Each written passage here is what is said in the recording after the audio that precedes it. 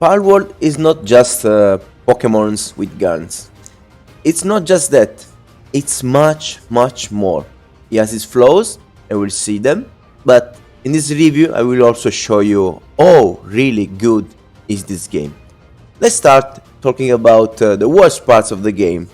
Despite the game being kinda cute and good to watch, I think there is a little problem. This problem is the consistency, the coherency of the graphic. I think a game to be considered good on graphic doesn't need to have the best graphic. It just needs to be consistent on its kind of graphic. The problem is that in this world, our character and the pals have anime style graphic, art design, while the world is kinda realistic. This creates some kind of contrast that, in my opinion, is not exactly the best thing to see. But despite that, the game is kinda cool at the end of the day, so the graphic is not even terrible. I will say that the graphic is probably a solid 8 for a game like this.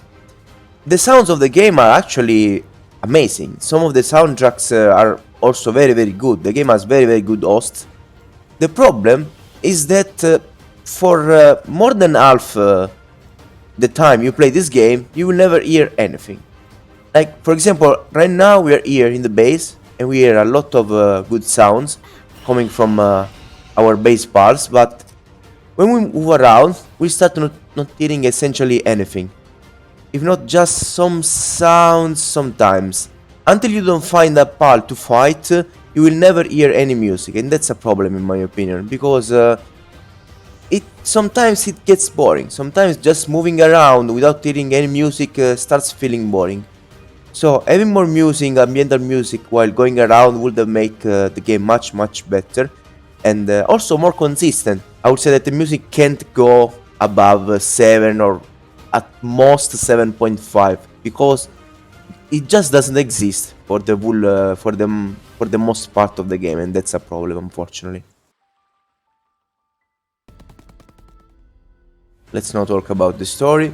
The story in this game is pretty interesting, but unfortunately, since it's an early access, it's kinda incomplete. So at the start of the game, we find ourselves in this island. We read that the towers hold the key and the tree holds the truth, but nothing of this is actually in version 0.1.5 present in the game. You can go around, talk with NPCs, get informations from them, get the journals, but nothing really happens in the game. You never actually really see an ending. You never really, I don't know, reach a point where you feel like you're really fighting the final boss or you're discovering something really important. The game has some lore, some promising lore, but right now it's not complete. Right now the story doesn't really exist essentially inside the game. So I will say that this is another of the things that the early access is actually lacking, at least again until the version 0.1.5. And I will say that the story is a 6 at most, unfortunately. Let's now talk about the best part of Palworld, the part that a lot of people didn't understand, maybe didn't notice how good it is, the gameplay. What the game has really to offer. So we're not talking about graphics, sound, story anymore, we're just talking about having fun. And for starting, let's show you this thing here. So for example, I have the save file here that I use just to show the intro of the game. I have the save file here where I played the game on hard difficulty. This was the first try, the hard diff 1, and it was an amazing experience, very balanced. The developers did a really good job about making the settings for hard difficulty. This is the last save file I did essentially to just have some fun, where I put through the settings a night that lasts for a lot of time. This is my Par Souls challenge completed. You can find that on my channels. where I essentially play taking 5 times the damage and without using a single pal to fight. Then I have this thing here that I use it to make my girlfriend try the game. I have this other one where I just played with a bit with my cousin on multiplayer. Essentially, Palworld lets you do all of this. On Palworld, you can just play normally and chill and have a good time. You can play on hard difficulty and try this challenge the developers developed for you. You can try to make some funny challenge, for example this Pal Soul challenge where again I didn't use a single pal and I couldn't even use weapons like guns. I had to use swords or crossbows, and I even defeated the final boss that is actually inside the game without using long range weapons. The gameplay features of Palworld are way better than you could think. You can just focus your time on trying to make a cute base, for example, or you can really, again, enjoy your time trying to fight by yourself. As you can see, essentially, it's a kind of Souls-like game where you have stamina, so you need to try to use your stamina well and alternate between attacking and trying to dodge, for example. You have a shield that takes some of the hits. Based on the difficulty, things can become way worse, so you need to learn the patterns of the attack of the enemies and try to dodge them. You can try to switch your weapon using the grappling gun to give you an extra tool to dodge. For example, you can use your dodges, and then if you run out of stamina you can try to use the grappling gun to run away. You can also do some crazy funny tricks, making, for example, yourself fly in the air like this using the grappling gun. You can combine your movement with pulse, with riding, and again the combat system it's kinda, at the end of the day, good. There are not a lot of weapons, melee weapons, so the game in this version is just made to make you use gun if you really want. But you have a lot of pulse. A lot of pals have different kind of weapons that can use while you ride them. The game really gives you a lot of choices. There are really a lot of things you can do. You can also do things like this, for example. So the movement is pretty solid, works well, the iframes are good. There are situations where the boss fights, the bosses essentially have very strange kind of attacks, but you can really learn how to fight them, how to dodge all of them. I did all of this in this playthrough where again I defeated every single boss of the game alone without ever using a pal.